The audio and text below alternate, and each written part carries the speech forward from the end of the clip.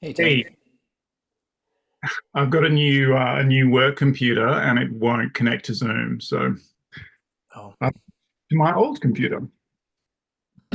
all right.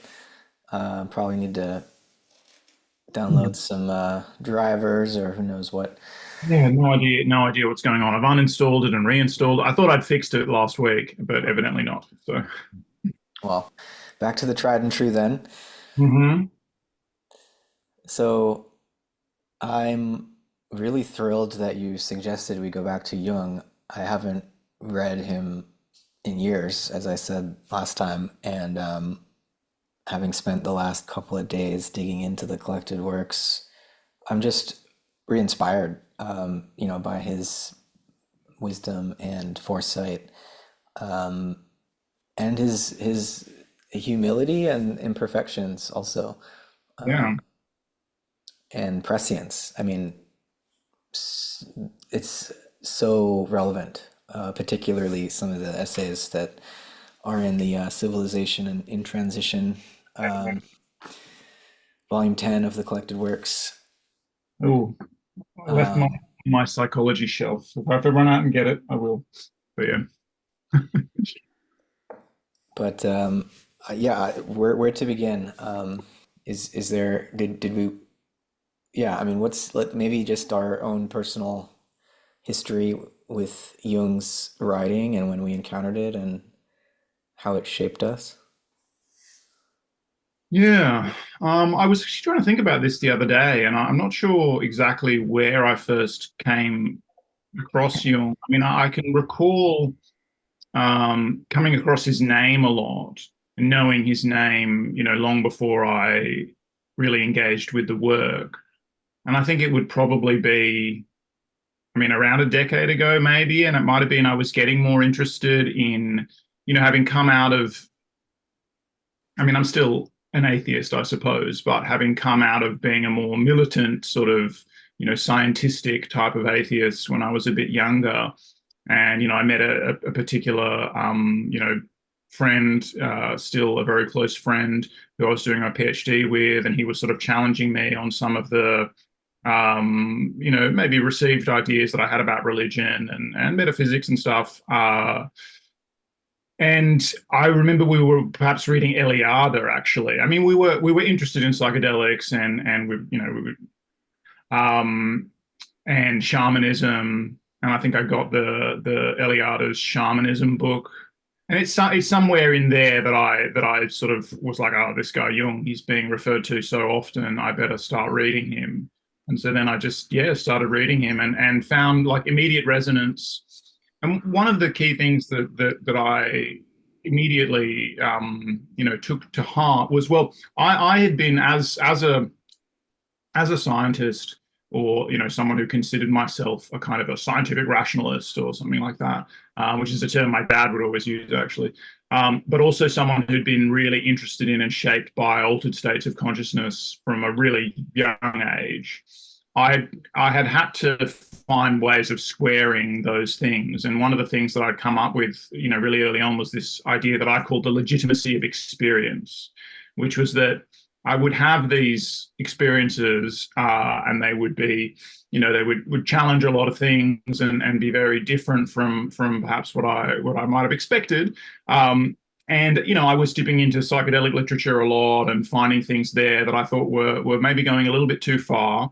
And I came up with, I guess, just a way of bracketing things for myself so that I could fully immerse myself in a particular kind of experience, but then not necessarily make what I would consider from a scientific perspective an illegitimate extrapolation from that experience. So I wanted to preserve the real value of the experience itself, but without necessarily going too far down the rabbit hole in terms of interpretations of that experience. And so I came up with this idea of the legitimacy of the experience, which is that experience in and of itself is completely inviolable, and no one can say anything that can touch or take away one's direct experience. But as soon as one starts to interpret or extrapolate or try to explain an experience, that is a different matter, and then that's could be subject to criticism, and etc. One enters the realm of epistemology at that point.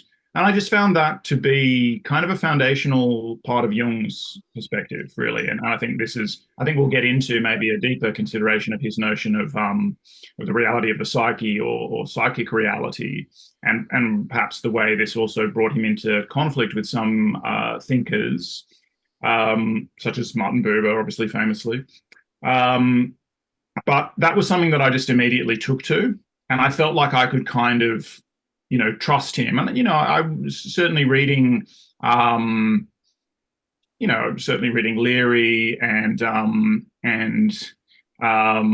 Castaneda and all sorts of things, and getting a lot of value out of that sort of text, those sorts of texts, but also wanting to distance myself from certain aspects of them. And I just found that Jung was a really great guide, actually, to being able to really immerse oneself in, yes, altered states of consciousness, whether there are substances involved or not, and yeah, just a wayfinder for that kind of exploration. And then it got much deeper from that point, on my engagement with Jung. And then he's someone that I've sort of dipped into deeply, and then stepped back from, and then dipped into, and slowly deepened my relationship with over, I guess, the last decade or so.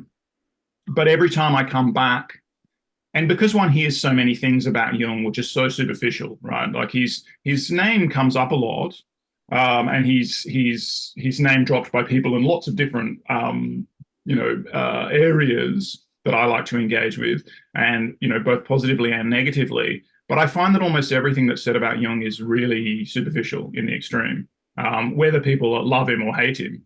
Hmm. Um, and so every time I've gone back to Jung, I've found, that sense of resonance is just immediate. There's something there that I find incredibly valuable.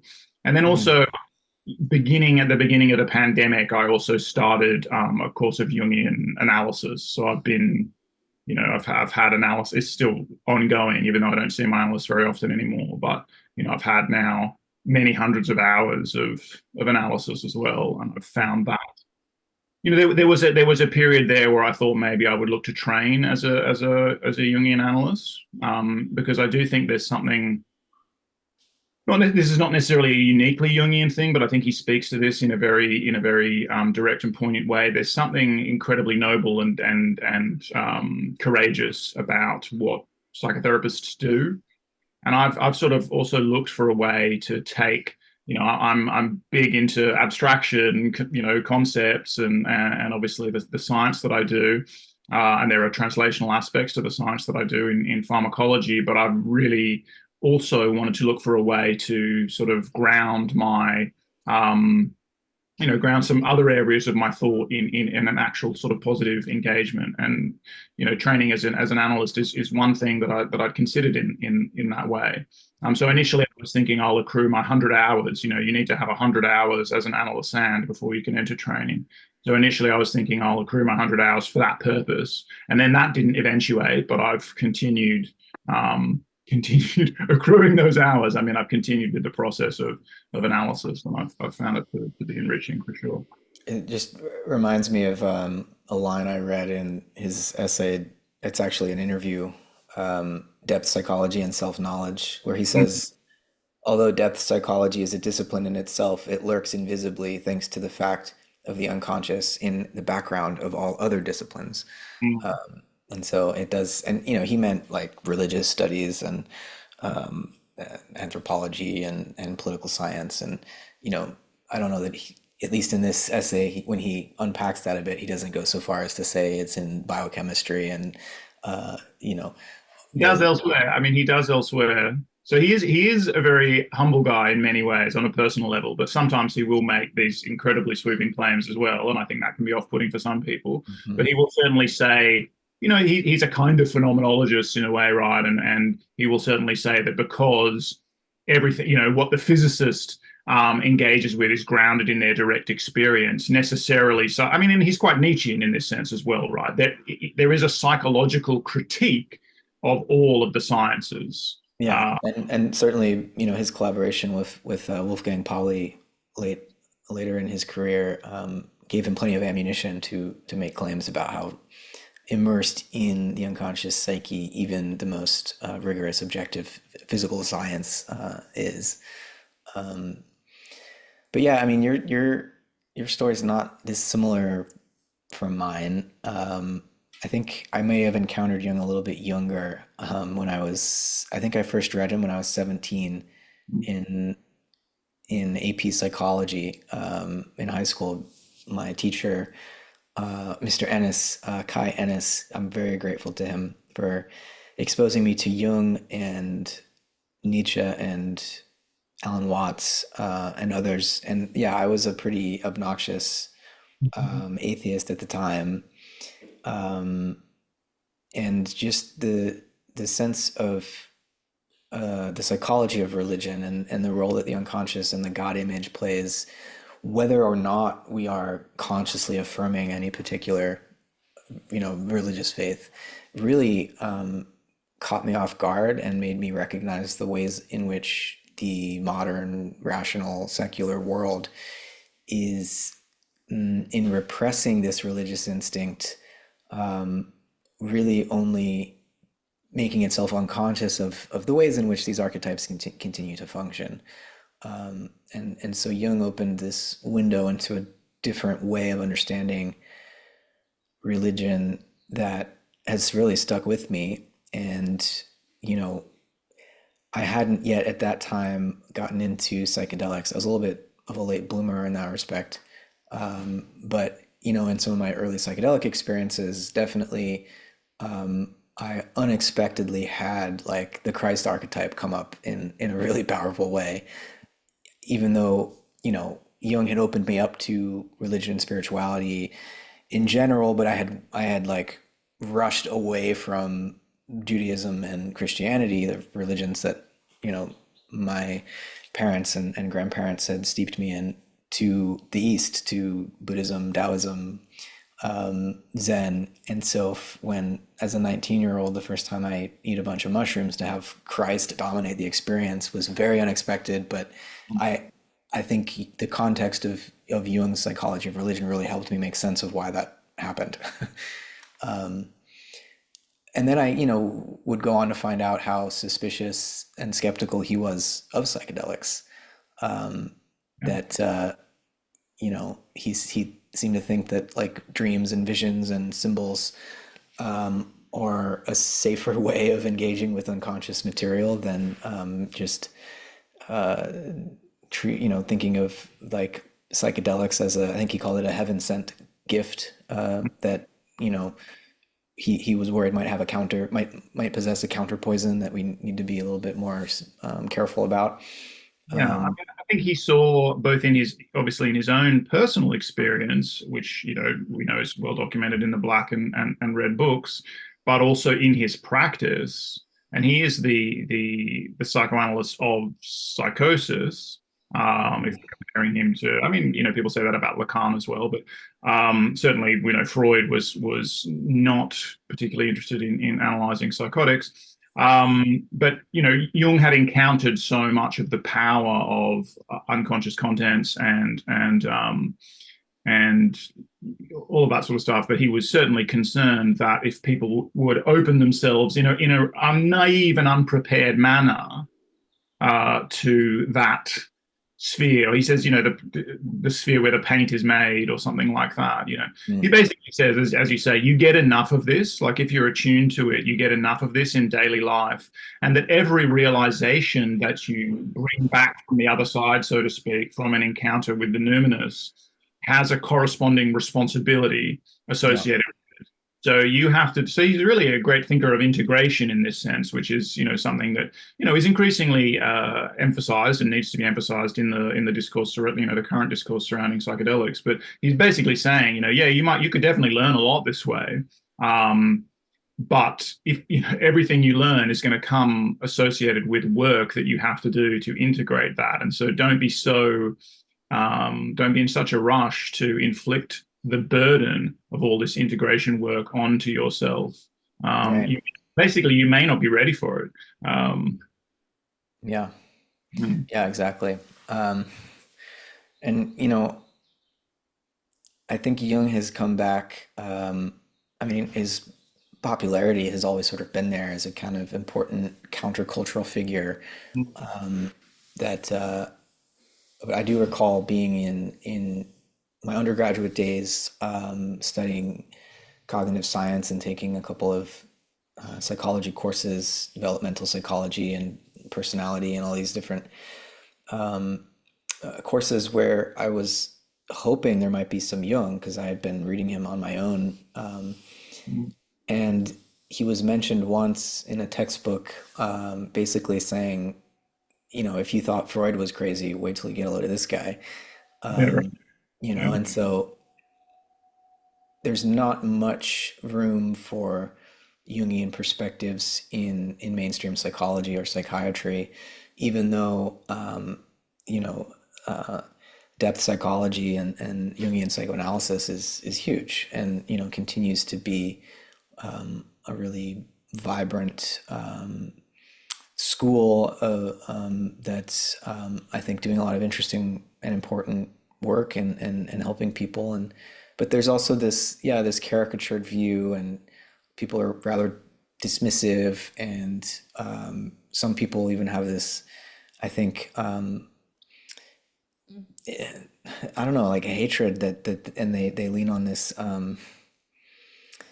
this charge of Nazism, or at least that he was a little too cozy with the Nazis, and that he's an example of the dangers of romanticism and the way that can lead you into fascism, and then with Jordan Peterson's popularity, that hasn't helped Jung shake that image of being a more conservative like gateway drug to a kind of totalitarian way of thinking.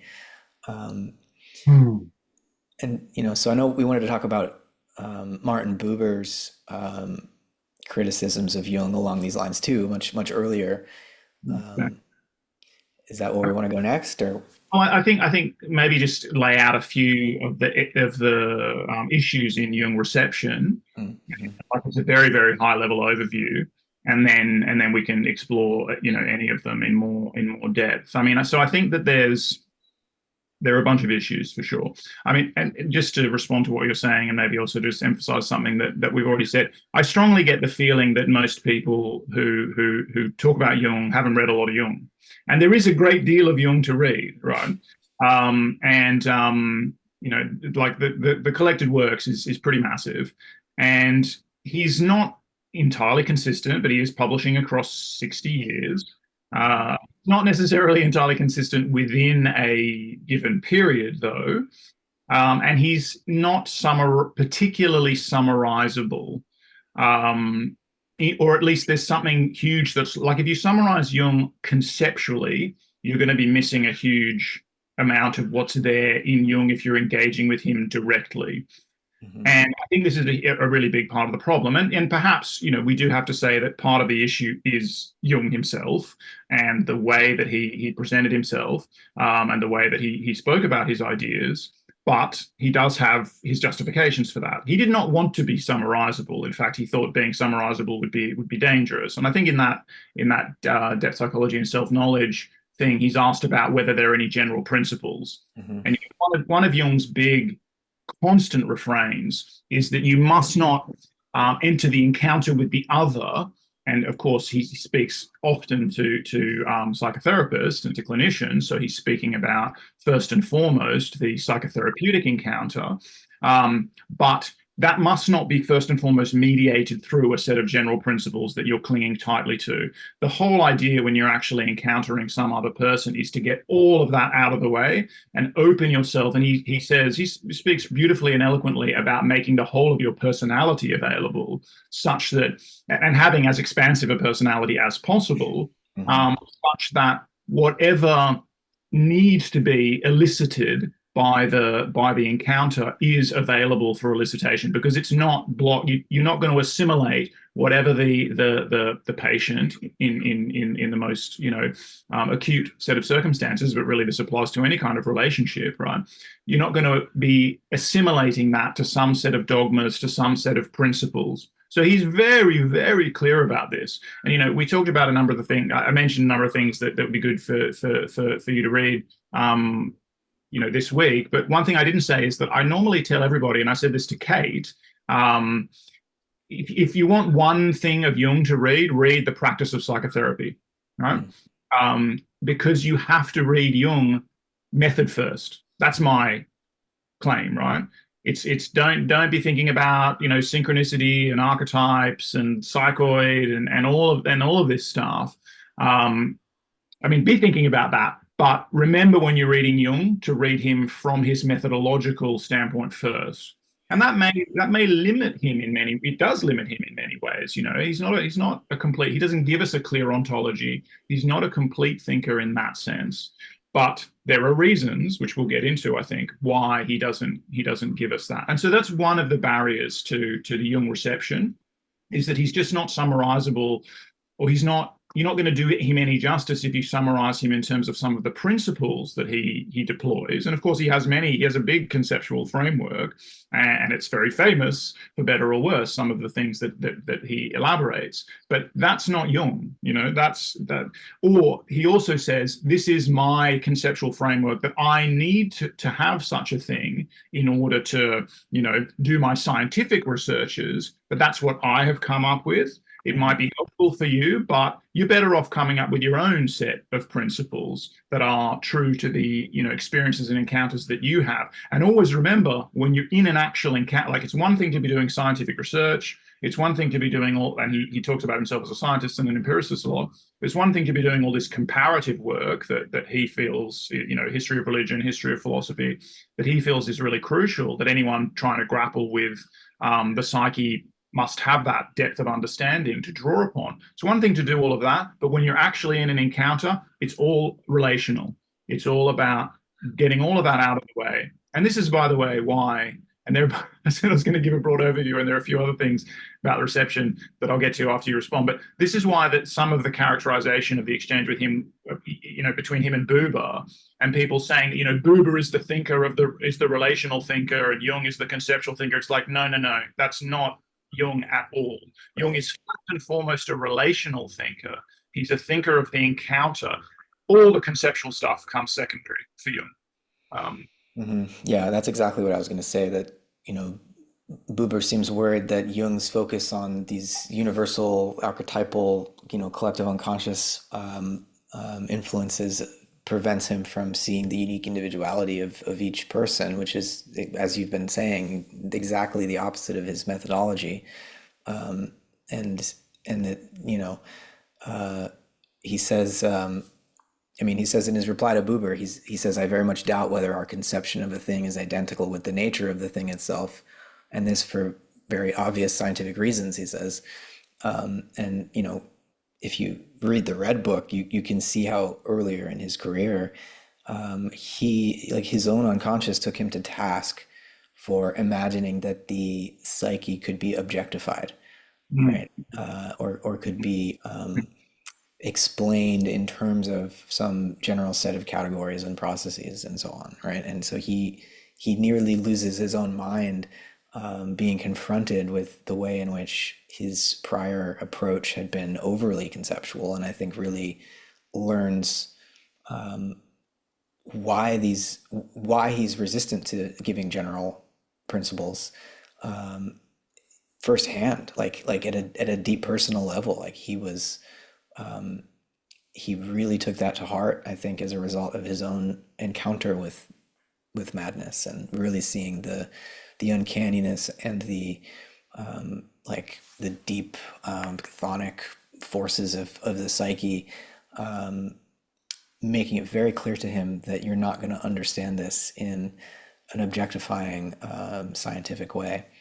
Yeah, and I think even well before the Red Book, when his first encounter with Freud, where they immediately begin to differentiate themselves from each other is in their response to, again, psychotic delusional patients, and Jung basically saying, that I sit and listen to these people talk for hours, and Freud saying, how could you possibly do that? They're so boring. they're not making any sense. Why would you listen to that? Why would you expose yourself to that? And Jung's saying, no, no, if you're really paying attention, they're making it, it's not our sense, but they're making a kind of sense. There is an order to their delusions, and we have to, it's an ethical responsibility of the therapist to try and find the order that is there in this apparent, surface level disorder and chaos. And that's the seed that we're going to be able to help, the patient use to draw themselves out of this. But it's just very clear, just in that little anecdote about Freud and Jung talking about what it is to sit with a patient for hours and just listen to them rambling.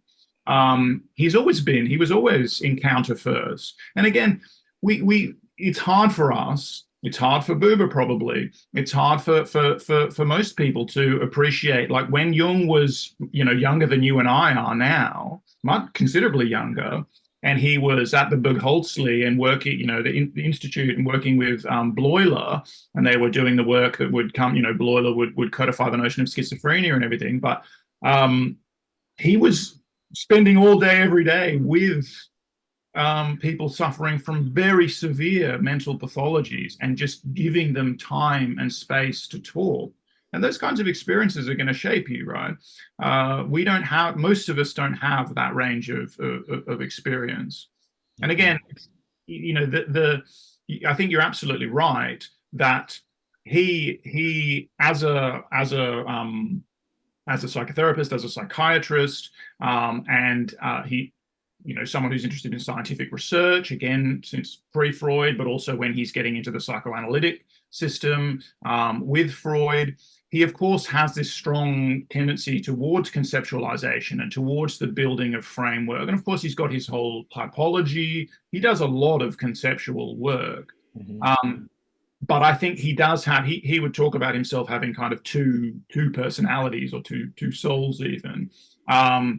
But there is a tension between them. And I think his massive emphasis, and again, it's such a massive emphasis that it's amazing that people they just completely ignore this in discussions about Jung. His massive emphasis on encounter first, relation first, and his huge emphasis on affect as an incredibly central to the process of psychotherapy. I mean, I really think, and it's ironic given, again, some of the reception that he's had, particularly, I suppose, on the left, the political left, he's the most humane of the major psychoanalytic thinkers. And he's not necessarily the most sophisticated, although I wouldn't, besmirch his incredible scholarship, to be honest. I think he was a really serious scholar. But he's not as sophisticated as Lacan, for sure. But he is much more humane. And so I think it's ironic that, in a way, I mean, I think we can understand why he's thought of as a thinker of the right. And it's more to do with the tropes that he's into, and of course, the deep engagement with religion. And he seems conservative on the face of it because of all that. And then he's readily deployable, I suppose, by conservative thinkers, maybe like Peterson, who are really mostly talking about some of the concepts that he engaged with. And you're just speaking to a particular audience almost by default when you're talking about all of that comparative religious, history and stuff.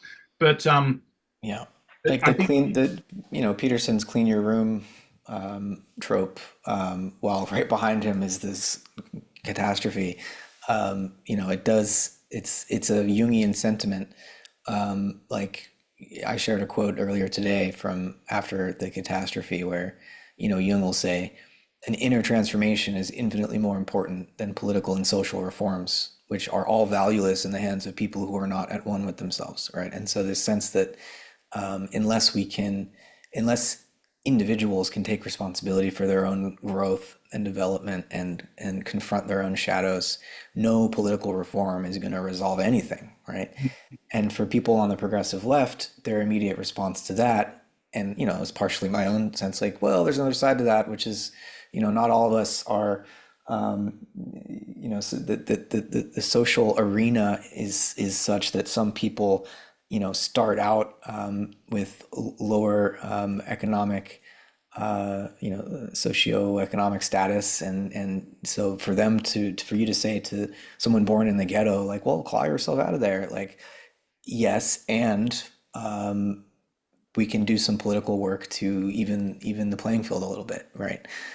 And I think it's, again, he does say things like this, but it's too simplistic to say that Jung says you have to sort yourself out first and then you can go and make a difference in the world. No, he is saying, and this is just a core psychoanalytic thing, right? And this is one of the reception problems, which is that psychoanalysis altogether has a reception problem.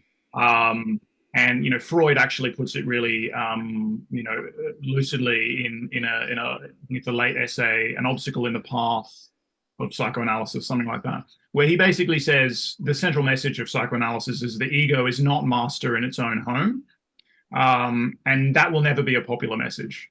That people want to generally believe that they know themselves, that they are in command. They are the ego is the locus of agency, and then go out into the world and do stuff based on that. And again, I don't think Jung is saying, don't go out into the world and do things, but he is saying that make sure you have a corresponding commitment to continually look deep within yourself and try to understand your own motivations for the things that you're doing, and realize that you're being animated by a lot. And again, this is just a central psychoanalytic point of view. You're being driven. There are these drives which are inchoate. They are, and they're not renderable in explicit terms. And this is a major misunderstanding about the archetypes as well, right? And the psychoid aspect to them, which is that they're fundamentally, irrepresentable or ineffable. So there are images that correspond to archetypes, but archetypes are not images.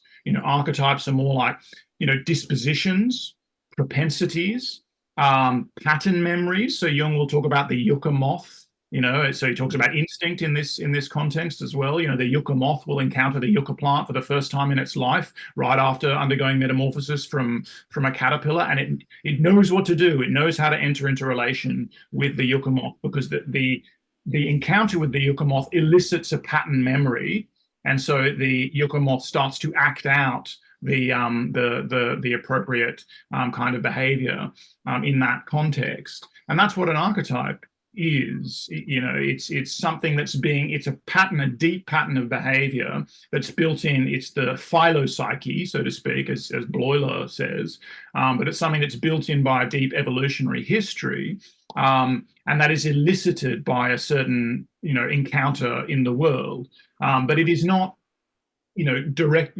strictly speaking, mappable in a one-to-one sense, or representable with a particular image. And it is not that encounter. The archetype isn't the cactus that the yucca plant that the moth is encountering. The archetype is not the real personal mother or whatever. Mhm. It's the pattern of relation between a certain kind of entity, a yucca moth or a child, and another certain kind of entity, a mother. And Jung would say, well, he wouldn't quite say, but that's the mother-child relationship is obviously hundreds of millions of years old. So going back to at least stem mammals. And there's a pattern that's sort of built into us. And again, people don't like this because it smacks of a kind of nativism and all that. But again, it's anything but deterministic in Jung's sense. Right. You and I have been talking in this sort of process ontology sense about these deep gradients, this deep topos, this biasing of the way that we might be exploring a state space. And that's really what Jung is talking about with Yeah. archetypes and their psychoid foundation. So they're real things, but they are patterns, and there are going to be many, many, many, many ways that any given set of behavior, any given action could be in accord with, or constrained by, or enabled by some archetypal pattern. But it's not deterministic in the least. It doesn't mean you're going to respond in this very specific manner. Right. I like the way he puts this in reply to his reply to Buber, where he's trying to bridge to Buber and say, "Hey, this isn't that different from your I thou emphasis on relationality," where he talks about archetypal images forming the basis of a dialectical discussion between the ego and the unconscious. And he says, look, these are not intellectual concepts that can be arbitrarily manipulated. And then he has this really, he says that they are, the archetypal images are a psychic thou. And he has this really interesting phrase he uses that they are immanent hyphen transcendent numinous types. And so immanent hyphen transcendent, so not transcendent, but they seem to, when we encounter an archetypal image, it does seem to point beyond itself to some sort of a something that's there, which is a bit like, this is Jung's Kantianism. It's like this X that marks the thing in itself that we cannot know, but we know it must be there. And it's, I also, as you were speaking, thought of like the way that astronomers were able to detect planets beyond the orbit of Saturn because there were these anomalies in the other planets. And while the analogy breaks down because we're never actually going to find the archetype out there, because it's by definition unobservable, because it forms the very basis for our observation of anything, right? It's an attractor that will forever remain hidden, though the manifestations of it in the form of symptoms and complexes and religions and political movements and all these things indicate that something is at work. Yeah, we can infer the existence of this deep enabling constraint because of these myriad manifestations, which in some, broadly structuralist way correspond. They are mappable onto each other. And Jung he's a classic evolutionary thinker in this sense as well, right? That he's very engaged in a comparative method. So he's mapping extant variation and he's inferring kind of quasi-ancestral states, but they are always hypotheses. They're always hypothetical. And, speaking of something like an archetypal pattern erupting into the conscious mind, in that process of it being rendered explicitly available to consciousness, it is changed in the sense that it takes on a specific form, which the archetype itself does not, strictly speaking, have. And there's obviously massively theological elements to all of these thoughts. Like that's a little bit like incarnation in a way, right? That, God taking on a specific form so it's a Christological sort of aspect there. But also, sorry, I've just lost my train of thought because I probably shouldn't have invoked the Christological aspect, which I know very little about, really.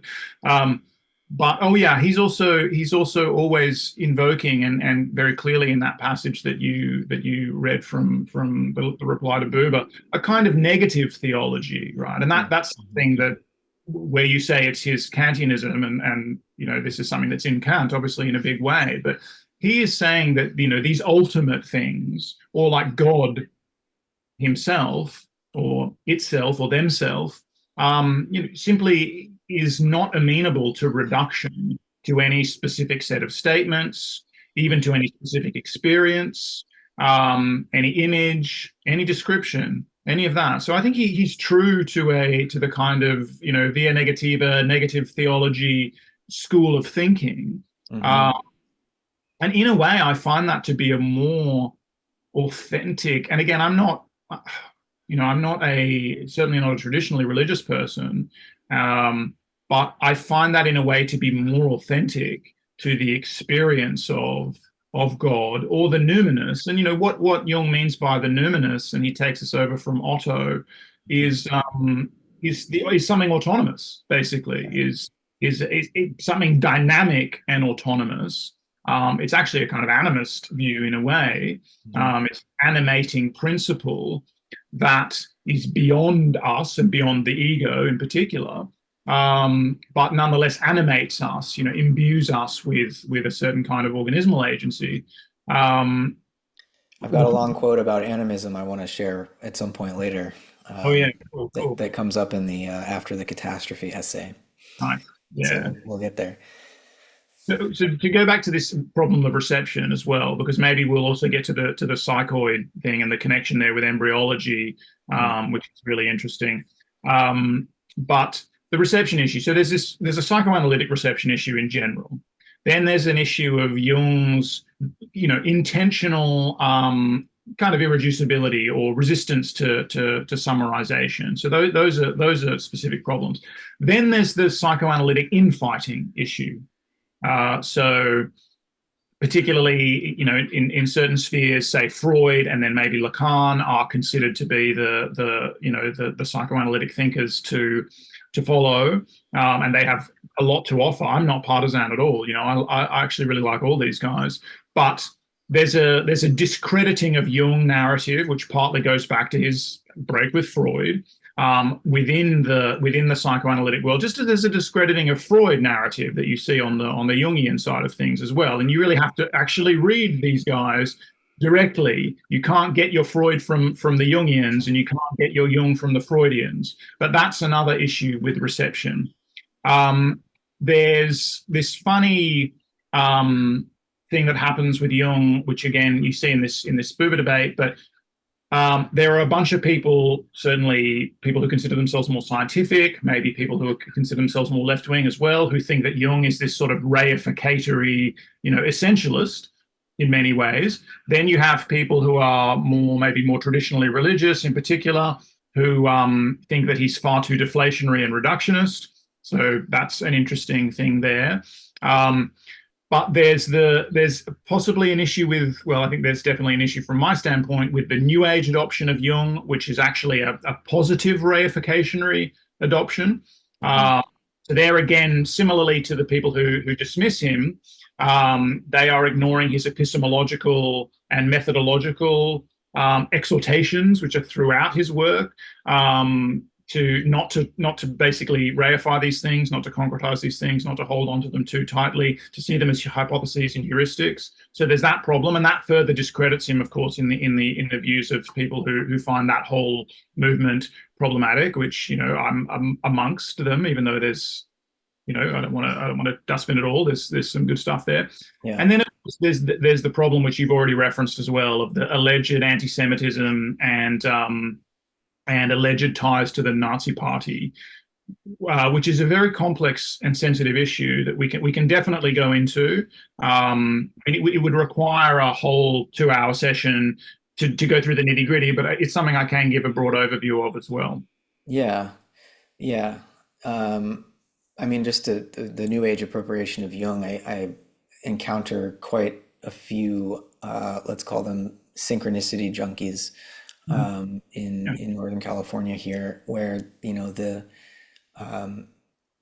power of the correspondence between psyche and cosmos becomes a little bit too egocentric, let's say, rather than self-oriented, which is what I think Jung would have hoped for, and saw synchronicity as a potential trigger for transformation beyond a locked-in perspective or complex. And synchronicity can function in its reified form as another way of constantly centering one's ego, and I see that a lot. And the danger of when you do have a really powerful synchronicity, and I have had these experiences, but there's this tendency that I see among New Age types to want to run and share it with somebody, and it's my synchronicity is never going to mean much to you, and vice versa, right?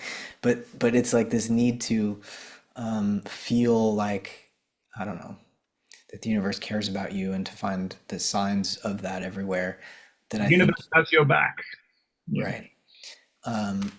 So yeah, that's an issue. But yeah, so let's talk about this a little bit with the charges of his. He wasn't a member of the Nazi Party. He's Swiss, right? And is asked to in the early 30s to take up the presidency or the chairship of the Medical Society, yeah, which is an international society.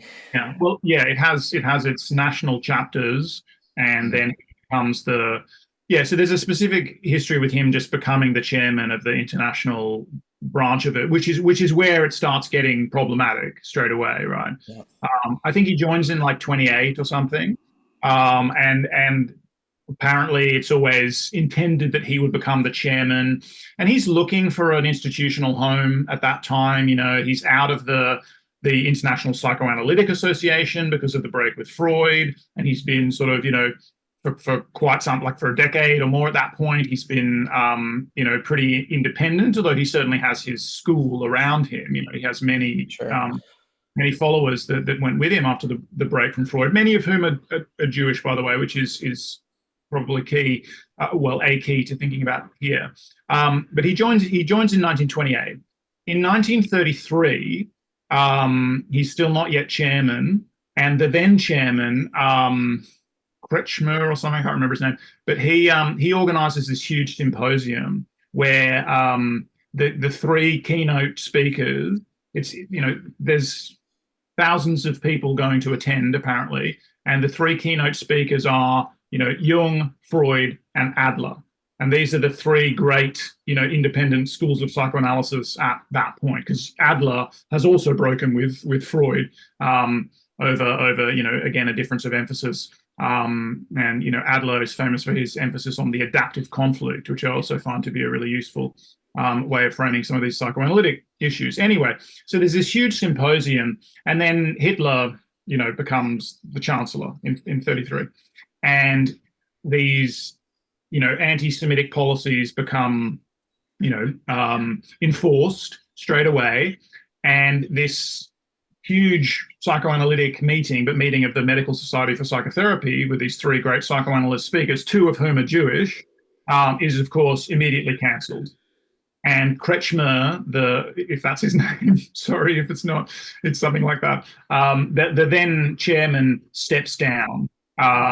He's forced to resign over this controversy about this, meeting that he had organized. And he was really trying to do his best to keep the psychoanalytic movement together. And that's why he had the leaders of the independent schools as the three, equally billed keynote speakers.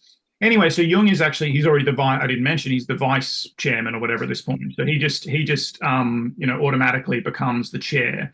And it's also seen as very advantageous because of his Swiss neutrality, right? So because he's not German, and it has been a German-dominated organization. But of course, this immediately means that there are issues with Jewish membership of the organization, and they can't be, so any German Jews can no longer be members of the organization. But Jung actually makes it possible for them to become independent, so non-national. So they can't be members of the German organization, and normally you had to be a member of a national chapter in order to be a member of the international chapter. Jung changes the policy so that German Jews who can't be part of the German organization can be direct members of the international organization. But the German chapter is also looking for a new chairperson or whatever president of that chapter at that point, and they are very keen to curry favor, I suppose, with the Nazi Party, who are now in power, and they appoint a cousin, apparently not someone who was particularly closely affiliated with, in close relationship with, but of Goering, right, of Hermann Goering. So they appoint this Matthias Goering as the head of the German chapter. So now Jung is the chairman of the international chapter, and the German chapter has this Nazi-affiliated psychiatrist as its head. And Jung is the normal, and so that one of the worst things that happens in this point is that Jung is the nominal editor of the journal for this society, and Goering, the head of the German chapter, publishes a sort of Nazi anti-Semitic article in the newsletter. And Jung is the nominal editor, but from the various things that I've read, and it's worth pointing out that this has been really extensively researched and dealt with. And so one of the things that is a little bit upsetting is that when you hear even scholars who are maybe a bit partisan towards Freud, and so people who are interested in psychoanalysis, when you hear them say, "Oh, you," and I will name names actually. So on Why Theory, which is a podcast that I like quite a lot with Todd McGowan and Ryan Engley, when they talked about Jung, I mean, this was years ago that I heard them say it. McGowan, again, a lot of respect for Todd McGowan. He said Jung was a card-carrying Nazi. Wow. Like, and people just throw this stuff out there, and it's like, hang on, that's a major claim to be made. And there's a lot of literature on this subject. There have been multiple books published on this. There have been lots of anyway, that's just an aside. It just seems like something you shouldn't just say without actually digging into the details. But so anyway, a bunch of these studies that have been published do say that Jung didn't really have any specific oversight over the journal, right? He's a nominal editor, but he's this incredibly busy guy, and this gets published. But this looks bad, very bad. Mm-hmm. And then, so there's that. That's the closest he comes to any kind of direct affiliation with the Nazis. And there's a problem that he is, on the one hand, they're trying to recruit him in some sense. Like the Nazis would really value his affiliation. And on the other hand, there's this long-standing discussion of his apparent anti-Semitism in association with the break with Freud. Yeah. And then into that context, Jung puts his foot in it really badly with the 1934 talk, "The State of Psychotherapy Today." I don't know if you read that. Is this where he talks about Aryan and Jewish psychology? Yeah. Mm-hmm. Well, so I'll let you respond to all of that, and then we can talk about that essay specifically if you want. Yeah, well, it's such a easy and unfair and really irresponsible statement for people with antipathies towards Jung or Jungian psychology, depth psychology, to make a claim like that he's a card-carrying Nazi. I mean, it's like putting him on par with, say, Heidegger or something is just totally. And by the way, even though they, of course, always, make the caveat that Heidegger was a horrible person and he was a Nazi, they on that podcast, they talk a lot about Heidegger, and Heidegger as a thinker and all. It's very interesting. Double standard there. Yeah. But I suppose if we were to, like, the worst thing that I feel could be said about Jung, and this isn't, I think, something that's like in the textual evidence so much. I mean, we can talk about what he says about Aryan and Jewish psychology, but because the German chapter, we're really trying to convince the Nazis that, hey, psychoanalysis is not simply a Jewish method. Like, this can be good for Germany. This can, empower, get in touch with the unconscious of the German nation and really empower people to make this nation great, right? And so they did not want their society to be shut down, which they thought. Yeah. And so there's self-preservation instincts kicking in. And so you could say Jung maybe didn't speak up as much about this because he saw it as an opportunity to differentiate and uplift his approach over Freud's, because there's a lot of competitiveness there, right? And so it was advantageous to him what was going on. And in the early 30s, he says things at the time, and he says things even after the war, that, like, it wasn't clear yet, and even to many outside of Germany, other leaders, that Hitler was just evil. It wasn't quite clear yet what direction he was going to go in, and the German economy was doing better, and so you could see how in those first few years of Nazi rule, and as Jung does say later, like, can we be so sure that we would have done differently if we were in Germany at the time, and just really getting us to look at our shadows. And he wasn't supporting it, but he didn't say things he could have said in warning. And he does write this essay about Wotan, and people read that in different ways, as if some people have read it like he's supporting Hitler, and others have read it like he's warning us about Hitler. And so so much depends on your own priors and what you're hoping to prove by looking into this issue. And I think it is going to depend on engaging much more broadly with Jung as well, because you have to put some of these things in the context of an understanding, and that's a hard thing to sell, right? No, I definitely think there are problems here. So in 1933, when Hitler comes to power, when the Nazis come to power, certain people in Jung's circle, certain Jewish members of Jung's circle, are immediately and obviously, and with pretty obvious reason, very alarmed and leave Germany. So James Kirsch is one of the famous ones, and then Erich Neumann is a slightly different story with Neumann. So Erich Neumann came to Switzerland in 1933 as a young person seeking a Zadig, seeking a teacher, finding Jung. Going to Zurich to study with Jung, to study as a psychoanalyst, and he had always intended to move to Tel Aviv, which he did in 1934. But he was very shocked and hurt by, he just was entering, just very, beginning of his relationship with Jung. He was going through his his training analysis under Jung, and they were forming this very deep relationship. And he was very hurt by that essay and talk, The State of Psychotherapy Today. And he actually there was an article published in a newspaper accusing Jung of anti-Semitism. This is like early 1934, I guess. And then he went to another of Jung's, inner circle, another Jewish member of Jung's inner circle, and said, "What's going on? How can they say this about Jung? This is, not the Jung that I know." And they said, "Hey, well, before you respond, you better read this." And they gave him The State of Psychotherapy Today, and he was livid. He was very upset about that. And but throughout this whole thing, he maintained his relationship with Jung, and so I've got this book here. I haven't read this one in full detail, but this is their correspondence, right?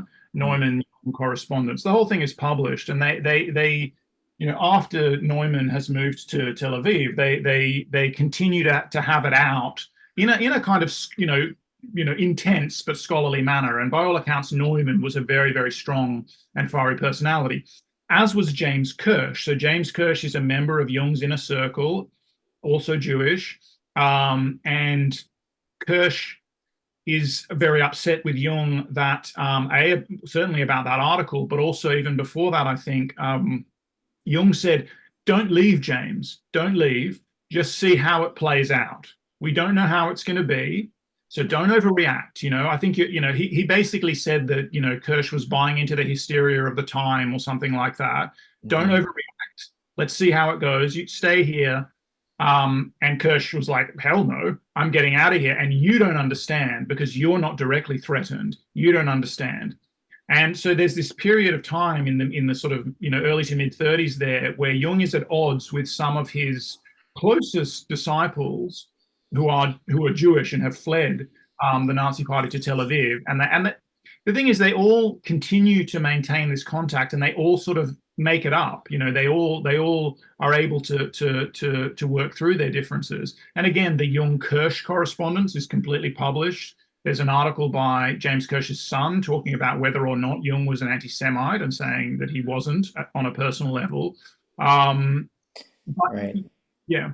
Well, he claims we should rehearse exactly what he says, I think. And Jung would claim that he was just giving a description and he wasn't trying to make a normative judgment about it. And so, he says, "The Jew, who is something of a nomad, has never yet created a cultural form of his own, since all his instincts and talents require a more or less civilized nation to act as a host for their development." And so this term host really sticks out to Jews because, the parasite trope is textbook anti-Semitism. And then he says of the Aryan unconscious that it has a higher potential than the Jewish. And he says this is the advantage and the disadvantage of a youthfulness not fully estranged from barbarism.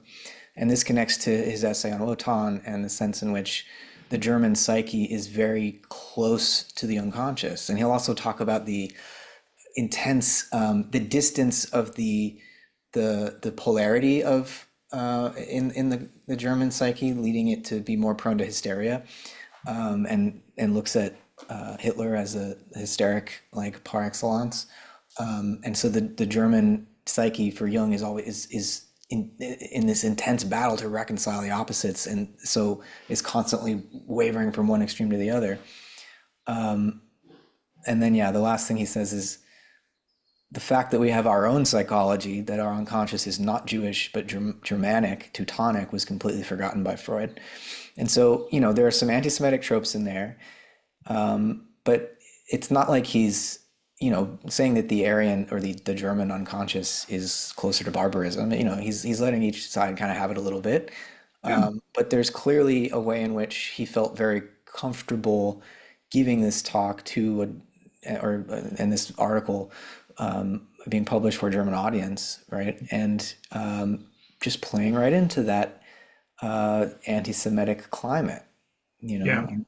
No, and yeah, it's a bit off, and certainly a number of the things that he says there are a bit off. And he did apologize for what it's worth to Neumann, to Kirsch, to some very I can't remember his name, but to a particular rabbi who was who was a very important rabbi for the German Jewish community who had also fled. He made a personal apology to him, and he did say that he said a number of really unfortunate things. The way someone like Wolfgang Gigerik, who is one of the sort of, I guess, preeminent Jungian theorists of today, speaks about it, is that he speaks about, Jung is speaking very much, as you're saying, in psychological terms, and he's describing and characterizing, and he's not making normative judgments. And he certainly does. I think if you connect it to the Wotan essay, to be honest, which is 36, I think, there's a warning there about what's going on in Germany, and I do think that's there in the state of psychotherapy today. And I think I absolutely agree that there's an opportunistic element to it, which is yeah, I mean, pretty gross.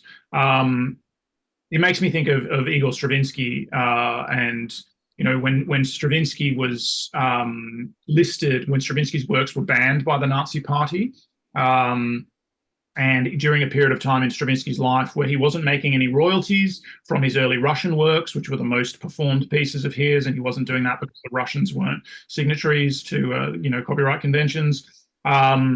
He was making his living touring Europe as a touring pianist, playing his own works, and he was immediately banned from Germany when the Nazis came to power. And he wrote a letter, and he was characterized, he was smeared in a bunch of Nazi pamphlets as having a Jewish nose and all of these things, right? And he wrote a letter to the Nazi Party proclaiming his Aryan ancestry, and with a bunch of birth certificates going back several generations, and basically saying there's no Jewish blood in me, so you should allow me to come. And I mean, in hindsight, that looks really like pretty gross. And that had a big, I'm a huge Stravinsky fan when I was studying musicology. I mean, and I still love his music, but that had a big effect on me, finding out about that and putting that in context with, and Jung and Stravinsky are very different personalities in a lot of different ways. But here they converge in this little bit of opportunism. And I always think of Bela Bartok, another, great 20th century composer of the same period. And he is the real sort of, heroic stance in this point, because he is initially overlooked by the Nazi Party. They don't ban his music, even though it's just as, progressive. He's Hungarian. And just as progressive and everything as and degenerate as Stravinsky's. And he writes to the Nazi Party saying, "I wish to be included on the list of the condemned," or whatever. So it's like completely the opposite response. Mm-hmm. And it just like Bartok is the greater human, especially as encapsulated in that. And so I do think there's something problematic here with Jung, but definitely. But it's also just important that even though he was counseling Kirsch and others, don't panic, let's see how it goes, he was also at the same time writing letters of support for his Jewish colleagues and friends, and doing everything in his power to help them leave the country when they had made that decision. So he was trying to talk some people out of it, but when they'd made that decision, he was directly and personally helping them. And there are well established, that's not hearsay or conjecture. He also was trying, he says, and people have framed it in, he was trying to look out for his German colleagues. And as we were saying with the medical society, trying to preserve their capacity to continue to practice psychoanalysis, and to have their society in the German context. And he does say, and this is something that he says after the fact, I suppose, that, and you've sort of already referenced it, but he felt that there was an incredibly great need for analysis in Germany at that time, and that one doesn't abandon the patient when they're, Hmm. basically at their greatest need. So he felt like it was very important to maintain that presence and to justify the applicability of psychoanalytic method, and particularly his method, obviously. And again, that's where it gets a bit tawdry, for helping the German psyche through this obviously difficult period to come. But I think, as things go on, I mean, he doesn't resign from his presidency of the Medical Society until 39. Like, as soon as war is declared, he resigns.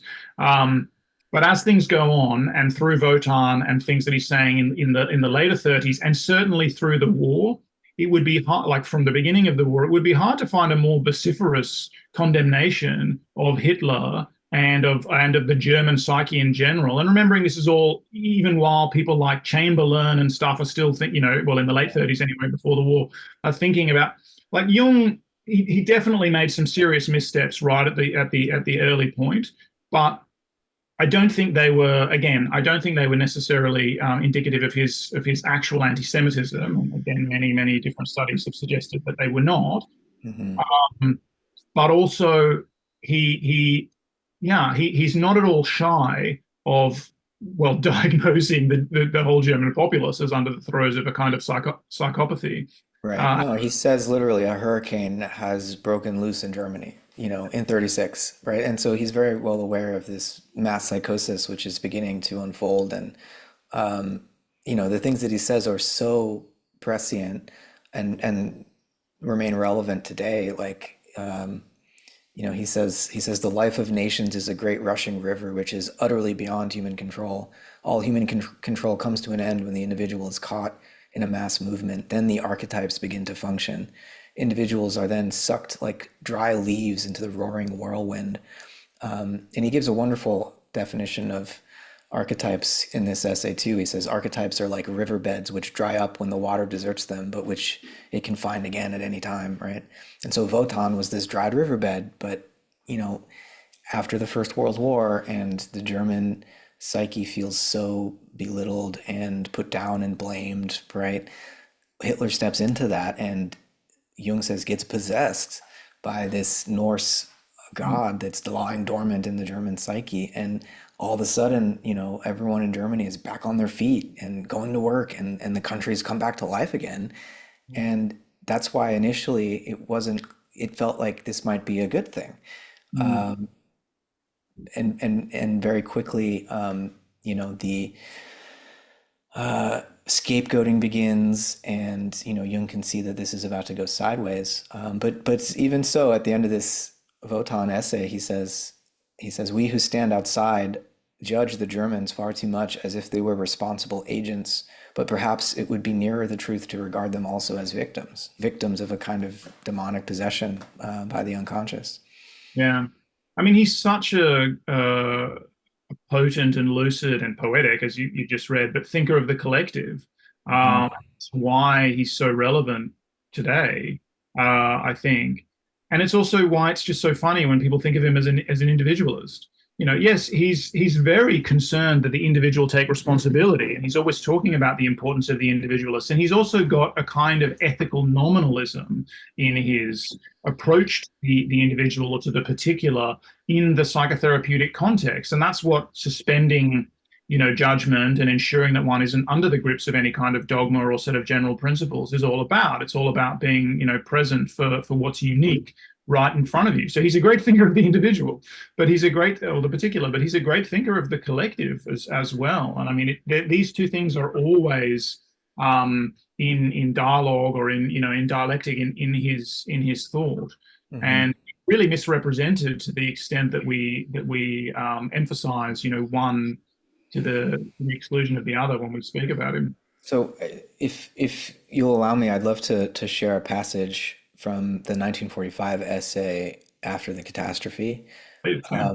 where he's reflecting on like Nietzsche and the death of God and the European sense of collective guilt, or he would say psychological guilt, and that even he as a Swiss citizen feels a sense of this collective psychological guilt for what happened in Europe, and says if a European were to go to India and say, "Hey, we're bringing you some gifts of civilization," the Indian could very easily ask, "Oh, you mean like Auschwitz and Birkenau? Is that what you call civilization?" And so all of Europe becomes responsible for what's happened. Mm. But particularly the German people become uniquely responsible for what has happened. But he cautions against just projecting all evil onto German people, right? He says, do we seriously believe that we would have been immune to this if we were in Germany at the time? And here we are in the US, and a lot of people who were more like centrist politically or maybe more conservative see the comparisons between Trump and Hitler as silly. But when you do consider those first few years of Hitler being in power, and how people weren't sure yet if this was actually a demonically possessed person who was about to try to exterminate a bunch of people, I'm not so sure. I'm not rushing to make that comparison. I have and will continue to, raise the question. But the American psyche is very different from the German psyche. Jung's characterization of this, the youthfulness and the closeness to the unconscious and to these pagan myths and gods, that are really rooted in place and the soil, right, of Germany. Whereas in the US, it's like people are so uprooted here and so detached from any sense of ancestral memory and lineage. And so a figure like Trump is quite different from Hitler in the sense that, he's not possessed by Wotan or any kind of primal pagan god or something. I mean, he loves to hold up his Trump Bible and try to appropriate Christianity and Christian nationalism, but really there's something so much more empty and superficial, that he's just a reality TV personality, really. And he's constantly, on the one hand he'll say, "I alone can fix it," and on the other hand, during the pandemic, he's like, "I'm not taking he literally says, like, "I'm not responsible for this," and so he's not the kind of strong, Führer like leader that Hitler was, but at the same time, he does have those megalomaniacal and pathological liar he's like the type of liar that believes his own lies, which Jung says also about Hitler. And so there are some comparisons here, but I think the point that Jung seems to be making in this After the Catastrophe essay is that the European psyche, having severed itself from the Christian canopy, that sort of, he would characterize Christianity as a kind of, yeah, like a sacred canopy that held these unconscious forces at bay in a way, and helped, the dogmas, gave us a moral anchor, right? And of course, there are plenty of, inquisitions and horrible justifications of colonialism and stuff that came out of the church and Christianity. But if you step back from all of that and look at the broader picture, he's just pointing to the way in which, as Nietzsche was so prescient in seeing, like, once we kill God, it's like we've wiped away the horizon, and morality becomes just a power play. And politics nowadays feels very much like that. But he puts this in the context of the evolution of consciousness in a way that I really wanted to share, because it speaks to a lot of our other concerns, like animism. So let me share this. This is from page 210, if folks have volume 10, the After the Catastrophe essay. This is 1945, right? So he says, "The European, or rather the white man in general, is scarcely in a position to judge of his own state of mind. He is too deeply involved. I had always wanted to see Europeans through other eyes, and eventually I was able, on many of my journeys, to establish sufficiently close relationships with non-Europeans to see the European through their eyes. The white man is nervous, restless, hurried, unstable, and in the eyes of non-Europeans, possessed by the craziest ideas, in spite of his energy and gifts, which give him the feeling of being infinitely superior. The crimes he has committed against the colored races are legion, though obviously this is no justification for any fresh crime. just as the individual is no better for being in a vast company of bad people. Primitives dread the sharply focused stare in the eye of the European, which seems to them like the evil eye. A Pueblo chieftain once confided to me that he thought all Americans, the only white men he knew, were crazy, and the reasons he gave for this view sounded exactly like a description of people who were possessed. Well, perhaps we are. For the first time since the dawn of history, we have succeeded in swallowing the whole of primitive animism into ourselves, and with it the spirit that animated nature. Not only were the gods dragged down from their planetary spheres and transformed into chthonic demons, but under the influence of scientific enlightenment, even this band of demons, which at the time of Paracelsus still frolicked happily in mountains and woods, in rivers and human dwelling places, was reduced to a miserable remnant and finally vanished altogether. From time immemorial, nature was always filled with spirit. Now, for the first time, we are living in a lifeless nature bereft of gods. No one will deny the important role which the powers of the human psyche, personified as gods, played in the past. The mere act of enlightenment may have destroyed the spirits of nature, but not the psychic factors that correspond to them, such as suggestibility, lack of criticism, fearfulness, propensity to superstition, and prejudice. In short, all those qualities which make possession possible. Even though nature is de-psychized, the psychic conditions which breed demons are as actively at work as ever. The demons have not really disappeared, but have merely taken on another form. They have become unconscious psychic forces. This process of reabsorption went hand in hand with an increasing inflation of the ego, which became more and more evident after the 16th century. Finally, we even began to be aware of the psyche, and as history shows, the discovery of the unconscious was a particularly painful episode. Just when people were congratulating themselves on having abolished all spooks, it turned out that instead of haunting the attic or old ruins, the spooks were flitting about in the heads of apparently normal Europeans. So, this whole modern project to disenchant nature so as to liberate the free, rational ego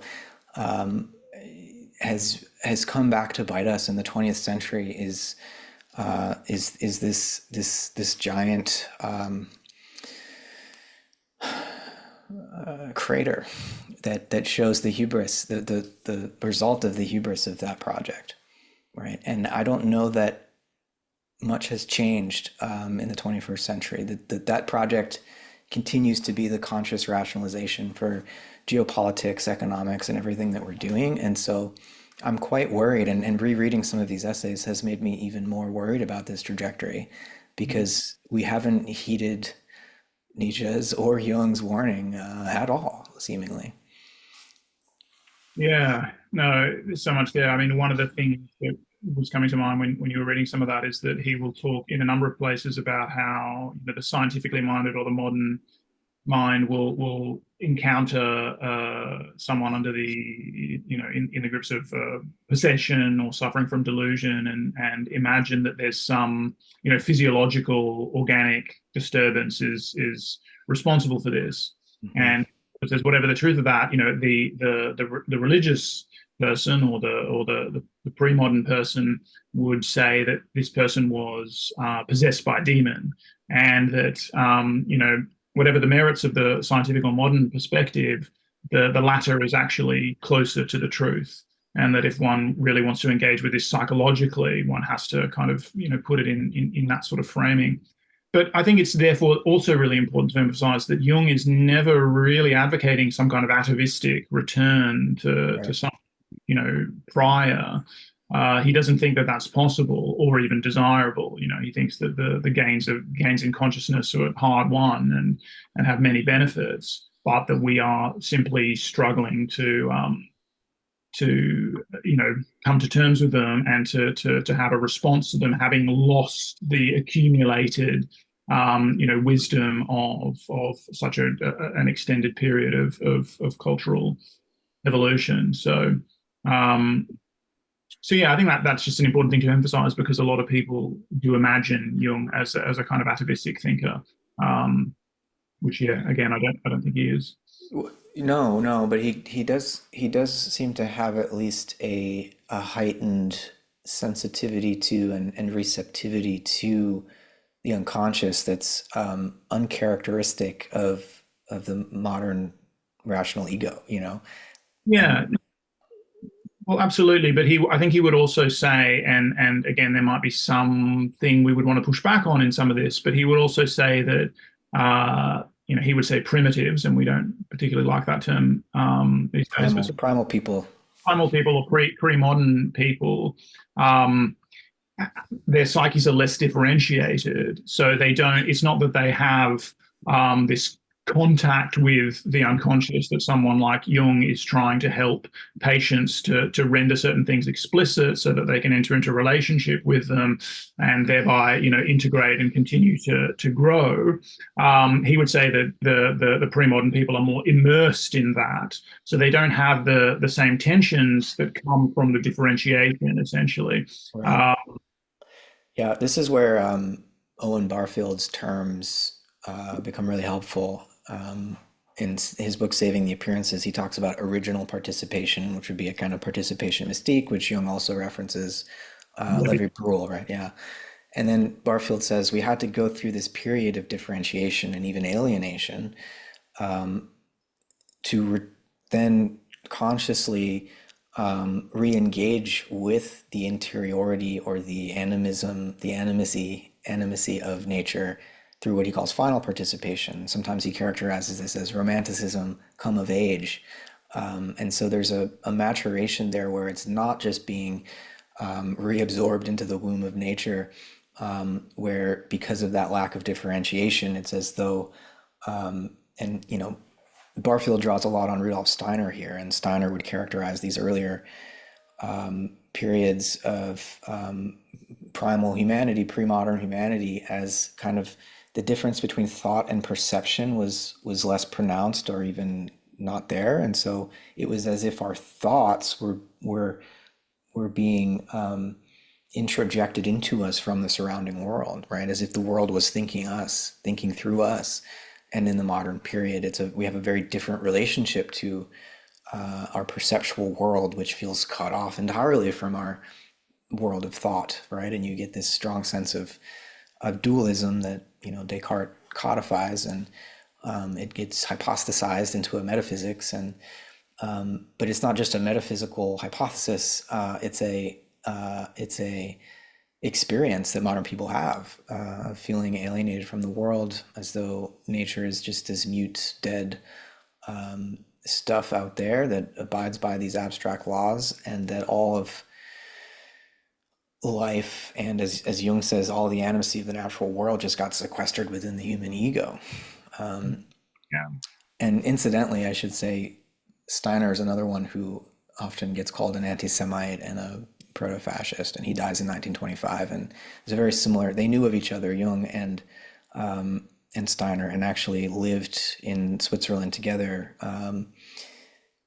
down the street from each other. And Emma Jung was actually quite interested in anthroposophy, and so there's a whole interesting connection we could go into another time there. I don't know if Hitler is on record ever mentioning Jung. I know Yeah. I think Jung saw him in person once, and said, "Oh yeah, I could see he was a hysteric immediately." But He says something like a human scarecrow or Seaman something. Scarecrow, that's right, yeah. But Hitler does actually mention Steiner in a newspaper article he wrote in the 20s, and it's funny. I know this isn't a conversation about Steiner, but Hitler says that, contrary to those who call Steiner an anti-Semite, Hitler characterized Steiner's social threefolding movement, which was a competitor to the Nazis at the time, as a uniquely Jewish way of thinking. And Steiner says in a letter after reading that article, that if this guy comes to power, I'm gonna have to get out of here. Yeah, that's interesting. Anyway, that's another story. But Yeah, this need for a form of participatory consciousness that would not just be regressive and a return to the oceanic primary narcissism or something, is really crucial. And I think, despite the fact that Jung gets characterized, but even by people like Ken Wilber, as a retro romantic would be his phrase, I think there's so much in Jung that shows he was aware of what's been lost, but very much not advocating for, yeah, some kind of atavistic resubmergence Yeah. of I think that consciousness.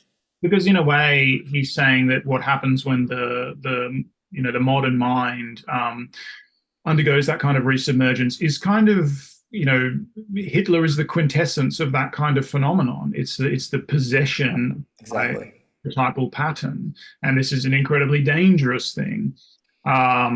And I think, I'm obviously not in the US, and I'm much, less engaged and further away from the Trump phenomenon. But I think, there are obviously many differences, as you were highlighting earlier, between him and Hitler, but maybe there's something similar there. It's like the degree of narcissism is such that there almost isn't a differentiated individual there. They're completely possessed by a complex or an archetypal pattern that is something that they have perceived in the collective. Or they've picked up from the collective. And so, Trump has had this way, and certainly I think in the way that he won the 2016 election, but he's had this way of tapping into certain patterns in the collective, right, and speaking to those forces in a way that, one could have described as sort of prescient, and maybe that's also partly a function of the group of people around him. But he's embodied something that, in a very different way, is primal for the I don't know. I don't really want to comment on this because I'm not American and it's a long way away from me. But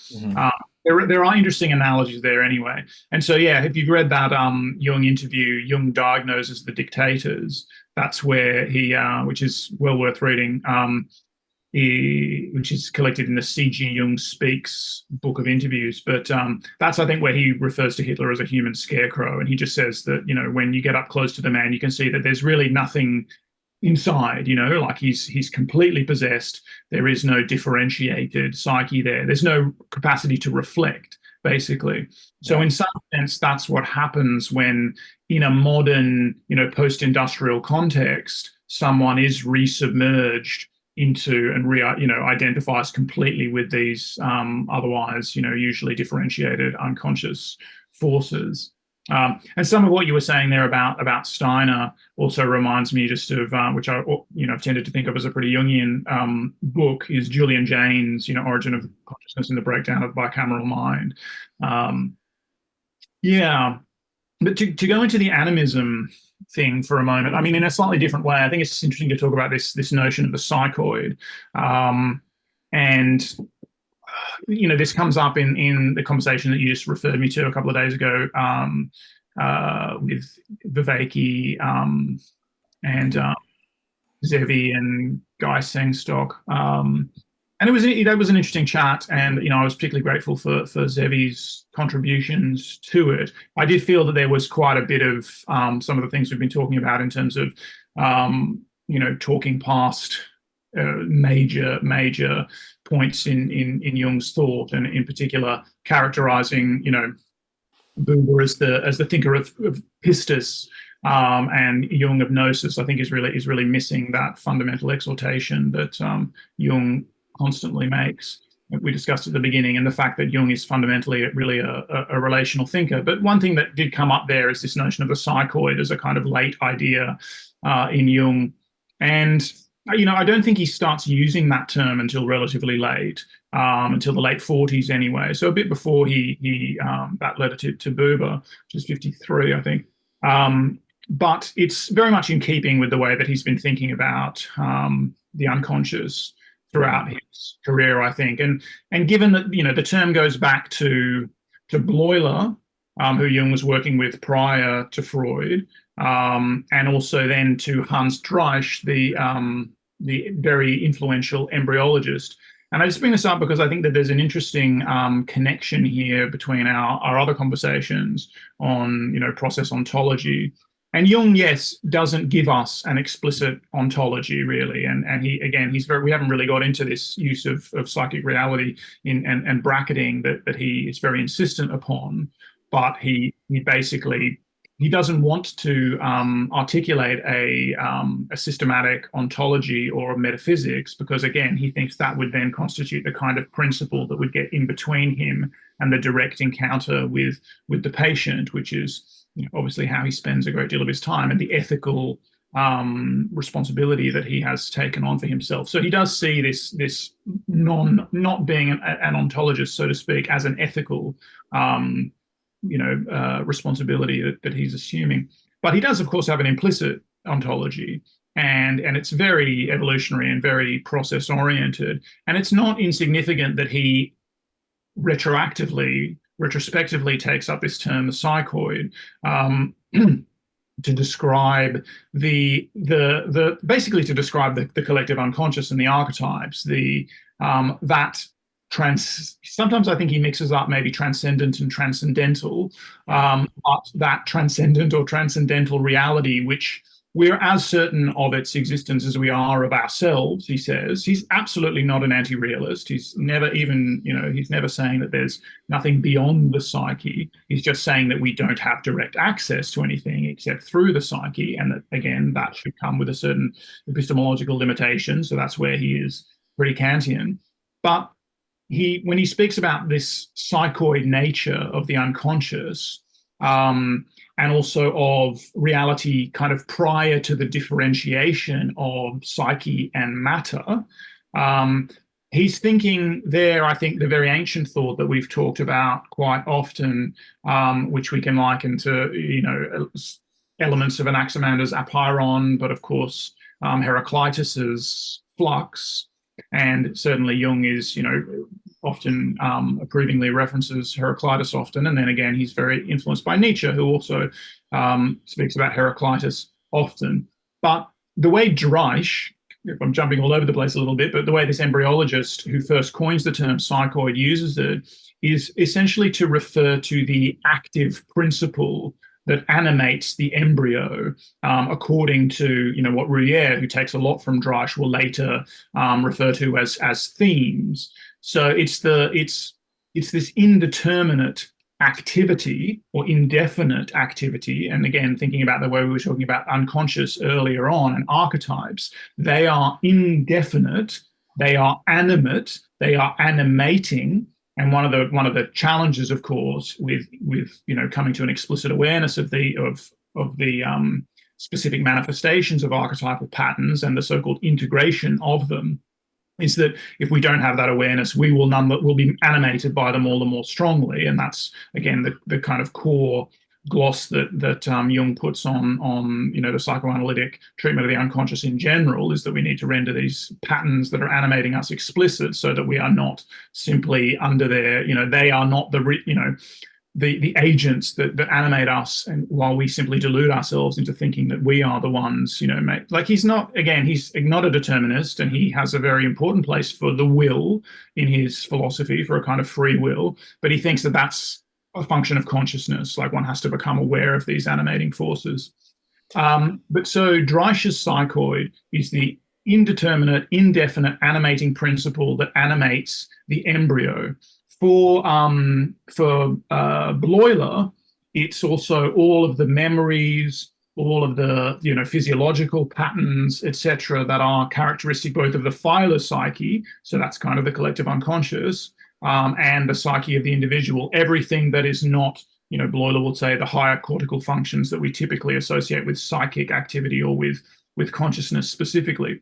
So there's this lineage here of this kind of, I would say, animus. So, I prefer, in a way, in a rhetorical way, to speak about animism than, say, panpsychism or even, I prefer panprehensionism to panexperientialism. But I think the core thing we want to emphasize in our, when we're building a process ontology from sort of bare fundaments, is this animate principle, this dynamism at the core, that we have change. And then, of course, we have principles of canalization and constraint and things like that, which are essentially the archetypes. But so that is precisely the image that when Jung is talking about a reality beyond the psyche, and particularly beyond, again, the conscious psyche and the nature of the unconscious, he's a little bit like Whitehead, maybe, but probably even worse. He equivocates or is ambiguous in different points about how determinate the contents of the unconscious are and all of that. But I think a way to think about the unconscious, which is in keeping with his adoption of the term psychoid, is that, yes, Of course, in the Freudian sense, yeah, it's a repository of things that experiences we've had, memories we have, things we've learned, things we're repressing or have simply, not completely forgotten, but, we're just not attending to them right now. So it's an accumulation of a personal unconscious. But the collective unconscious really just is this indefinite, nonetheless constrained, nonetheless has patterns in it, but indefinite animacy from which things can erupt. And that's it's not the process of individuation of the individual human, but it's the process of individuation of a particular image. And it's achieving that determinate individuated form as it erupts and emerges into a kind of explicit awareness. It doesn't actually have that form in the unconscious in itself. Yeah. Yeah. Yeah, I mean, I think if we step outside of the consultation room and put the psychoanalytic method for treating patients to one side and just try to understand the implicit ontology here, I think we can talk about archetypal agencies, archetypal beings that that populate the unconscious, and that the ego needs to come into relationship with. And there's an interesting difference, I think, between the majority of these archetypal beings that Jung would discuss, that seem to be more like historical accretions, like the riverbeds that have been laid down over many, many millions of years as part of the phylum. And then this very unique archetype that he calls the self, which seems to be more like a future lure. And I mean, in some sense, it's already present in its effects, in the sense that it's I mean, Stan Grof, very influenced by Jung, would call it the inner healer. It's that part of us that's part of the psyche that's holotropic, that's always trying to move towards wholeness and integration. And it's unique as an archetype, right? In this way that it's you can't really say that there's some historical canalization which has preceded us, that it seems more like it's drawing us forward towards it. And in some of his more speculative writings, Jung identifies this with the Christ, and he's usually very clear in these writings that he's doing something else. He's not doing analytic psychology anymore. He's not talking about how to treat patients. He's exploring possibilities, let's say. But he gets quite metaphysical very quickly, even Gnostic, dare I say, or Hermetic, perhaps. And, so I think there's plenty of room for us to speculate about a form of reenchantment and a form of animism, even, that's not just giving the living world agency and a kind of the individual beings of animals and maybe plants a kind of consciousness, nor is it just saying that all matter has a psychic component, but there's something transphysical about the ontology that I think is suggested, by which I mean what medieval theologians and mystics used to talk about in terms of the celestial hierarchies, the angelic hierarchies, that there's some sense of a patterning intelligence that isn't visible to our eyes and can't be measured on a scale, but that is nonetheless active in influencing the world. And maybe I'm starting to sound a little too new agey now, but there's a reason that new age culture is into Jung, because he gives you permission to think these kinds of thoughts. And I think re-enchantment isn't a return, it's not a regression, but there is some degree of recovery, right? And I think being able to take seriously the idea of non-human intelligence, which the ancient and the medieval world would refer to as angels. Like Jung's very clear, look, the demons are still here, they're haunting us. And the derangement of many of our political leaders is evidence that demons are still very much haunting the psyche. But there might also be angels, you know? And so how do we find ways of talking about that that's not regressive? Mhm.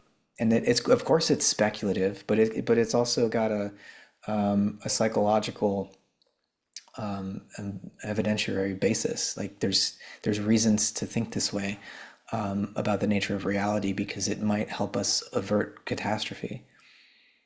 Yeah, and Jung would say that there are reasons to think in this way because you encounter it everywhere in the world. So you encounter it in that encounter with the patient. That these things keep spontaneously coming up, and people who don't necessarily have, very personal, explicit histories of religious indoctrination or whatever are still acting out or bringing up these very recognizable patterns. And then, of course, they're recognizable to him because he has done all of this comparative work, and historical work, and he feels very comfortable drawing on those.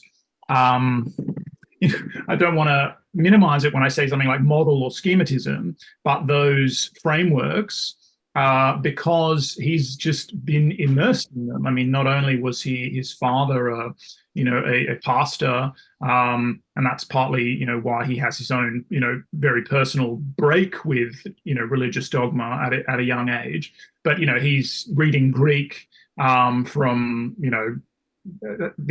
from childhood and immersing himself in this comparative historical study of the history of religious ideas. And so he's going to draw on those models partly because he's drawing on that history.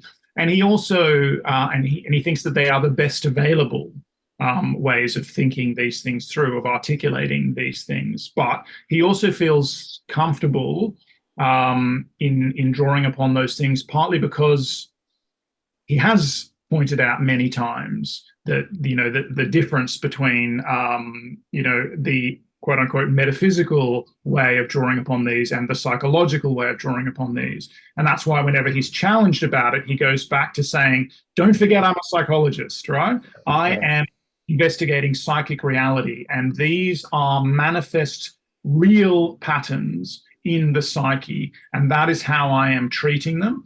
And in order to understand what the patients that I'm actually treating, I have investigated again this history of psychic patternings. That's how I understand the history of religion. He's really very explicit about that, and it's kind of I don't want to keep harping on about that, but it's an important. You're going to engage with Jung in his discussion of angels or any sort of religious framework. It's important to say that he at least nested it within this epistemological framing. And Yeah. also, when we think of it, you were saying a more than human intelligence. I think Jung would also just want to say a more than egoic intelligence. So there is also simply the intelligence of the organism, and I think it's important to say what you said, which is that this self archetype is not pre-existent in the sense that we don't want to read Jung as he's also often read as an essentialist, and he does use this terminology, and I really don't like it. I write like GAH everywhere that it comes up when I'm reading him, where he says become what you are, or what you've always been, or your true self, and things like that. I don't really like that way of framing it, and I think that's Yeah. one of the reasons why he's so easily misread as being an essentialist. So it is something that's in the future. You have never been this thing, but you could be this thing. It's a vision of yourself, of a wholeness that you might achieve. Um, Right. but but in the sense that you're becoming what you already are or what you already know, he's saying open yourself to an organismal intelligence that is not egoic. So all kinds of stuff. You have access to all kinds of knowledge, which might be, phylogenetic. It might be more than that, but it also might just be developmental too. It's things that you've actually learned during your life history, but have in Mhm. some sense disregarded or not assimilated. It's Right. like when you reach for that, I don't know, whatever indulgent behavior you have, and there's a little voice in you saying, well, this isn't really helping you achieve your long-term goals, kind of thing. It's like that's he's like, pay attention. That's the kind of intelligence that you have that you could integrate. But I Yeah. also think when we're thinking about this wholeness, And Jung does, he is a thinker of wholes as well. He's a thinker of integration, but he's also a thinker of differentiation. And again, probably it's too long a bow to draw right now, but we can certainly link this back in our conversations to the process ontology more broadly and the origins or the evolution of complexity.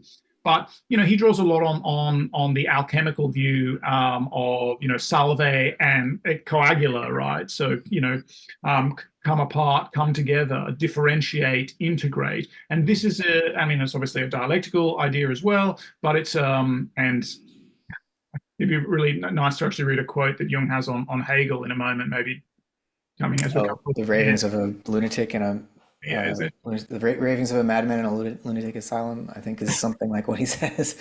too much? Um, But he also puts some of the the ways that German culture goes wrong at the feet of Hegel. mm, yeah. Um, but So so he that whole process to him, so that the differentiation is just as important as the integration, and differentiation is what happens. Individuation is what happens, and this is where Simondon really draws on Jung's notion of individuation.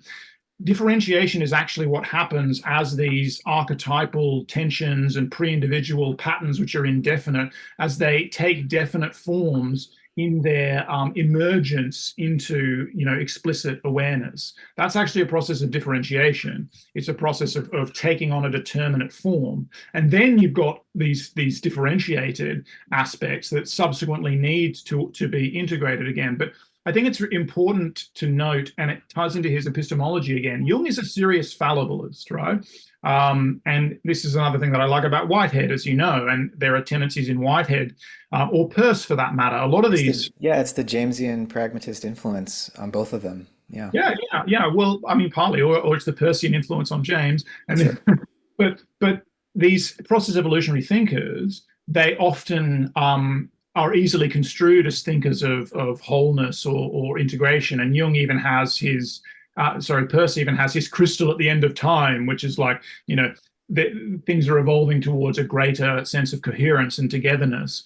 Mhm. But they're all fallibilists. They're all also saying, as a necessary corollary to that vision, that we will never actually get there. There's an ideal of a certain kind of integration and wholeness, but as it happens, any given whole, any given theory, any given individuation is never going to be the last one, is never going to be the completion of that process. And that's what it is to be alive, is to continue differentiating and integrating, right? Yeah, I mean, Jung is Kant for a psychological age. And in just the same way that the first move I would make in conversation or debate with a materialist would be this transcendental Kantian move about the limits of knowledge. I think Jung provides us a similar way of, I mean, I'll speak for myself as a speculative philosopher, of not rushing into metaphysics right away, but just talking about psychic reality and and thinking about in a fallibilistic way, on some level, the pragmatic consequences of different ways of imagining the world for our own psychological health and for the health of society and the health of the planet. And so it gives us a way of talking about things which might otherwise be metaphysical, in a psychological register. And I think next time, we're going to talk about Answer to Job, where Jung puts Yahweh on the couch, and psychoanalyzes this rather disturbed and unconscious deity, who's willing to torture his creature, to prove something to Satan. It's a very odd thing for an omnipotent, omnibenevolent, God to want to do. And I think Answer to Job is a great exemplification of process theology, without calling it that, and shows that the divine, and this is part of what I think the movement to a final participation, in Barfield's terms, not a return to original participation. It involves reimagining God, or the God image at least, as co-evolving with the human being. And we have to give up this idea of divine perfection, or at least, some sense of the divine as, fully transcendent and, not in any way, needing the human being or the creation or the creature, and see these as see the creator and the creature, creator and creation as caught up in a dialectical process where evolution goes all the way up. If there are celestial hierarchies, they're evolving with us. And there's something being learned that couldn't otherwise be learned. I mean, like, I think of Tolkien here and the way in which the elves are so deeply curious about human life because humans die and they don't get to die, Yeah. And so there's this sort of inversion where like we want to know what the angels know and the angels want to know what we know, and so we're bound up in this. It's a very Greek idea as well, like the Olympians being fascinated with humans Right, for right. mortals for that reason. Yeah. Sure, sure. So I got to run, Tim, and get working on dinner here. But I'm so glad that we're doing a Jung redux and really trying to think through the implications and his reception. I think this is going to be really fruitful, and yeah, I'm glad we're not done yet.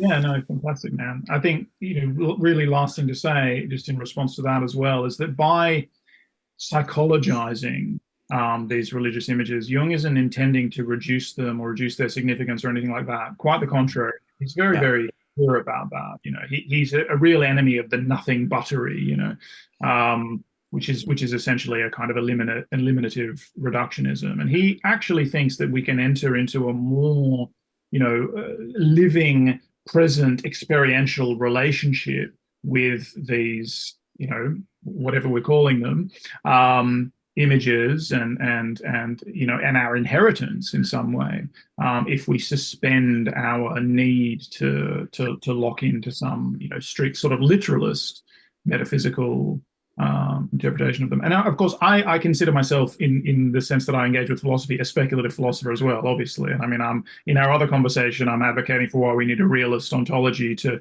be, correspond with these very powerful probabilistic methods in cognitive science and beyond. And Jung doesn't offer us that, but he's for me like a piece of the puzzle for how we can, engage with the breadth of our experience, in a realist way, because I do think he's a very strong realist in a particular sense, but he's allowing us to think about a realism of psychic contents, and that, to go right back to the beginning, which I liken to this idea of a legitimacy of experience. He's enabling us to not devalue our experience because we are moderns, because we're in this, we might be scientifically literate, and there may be all these reasons to criticize religious dogma, but we shouldn't thereby feel that our experience itself is devalued, because that's the royal road to nihilism, is what I was trying to say. yeah, So yeah, he that's one of the things that I really think he offers us, basically. right. Yeah, no, I agree with that. Yeah. All right. Well, answer to Job next. Is that where we're headed? Yeah, sure. So either Cool. possibly this later this week, or early next week. Yeah.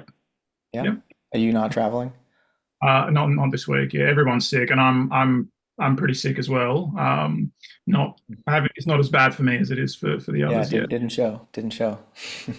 All right. Uh, Well, hope it doesn't get worse for you, and hope the family gets better. And yeah, later this week. Sounds good. Fantastic, man. It's a longer essay than I remember, so it might take me several days to get through it all. So I need to reread it as well. I haven't read it for a long time. Yeah. fun. All right. I look forward to it, Tim. Me Good to too. chat as always. Completely, man. Take care.